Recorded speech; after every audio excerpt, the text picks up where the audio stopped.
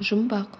Тауда бар, талда жоқ, жауда бар, жалда жоқ. Жауабы у әрпі.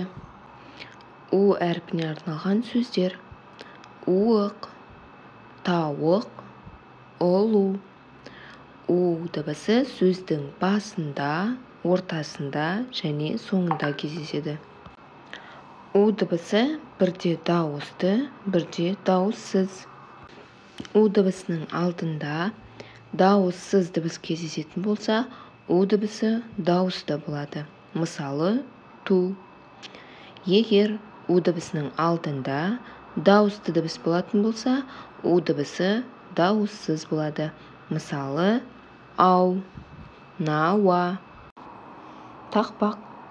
У дегеніміз уыз, уыз жейді ауыз, уызына тойған қозы болар нығыз. У әрпінің жазылуы. У әрпін жазып үйренейік. Удың бас әрпі екі элементтен, ілгекше, түзу көлбеу сызықтан тұрады. Үлкен жолдың ортасынан сәл төмен қаламыңды қой. Солдан оңға қарай доға еп, жазу жолының үстіңгі сызығына дейін көлбеу түзу сызып, ол сызықты оңға қарай қиғаш үлкен жол ортасына қарай созамыз да, тік төмен көлбеу түзу жүргіземіз. Жазу жолының төменгі сызығына жете бере, солға қарай сызыққа тигізе доға ілгек саламыз. Удың кіші әрпі екі элементтен тұрады. Ілгекшеден түзу сызыққа жалғасқан баудан.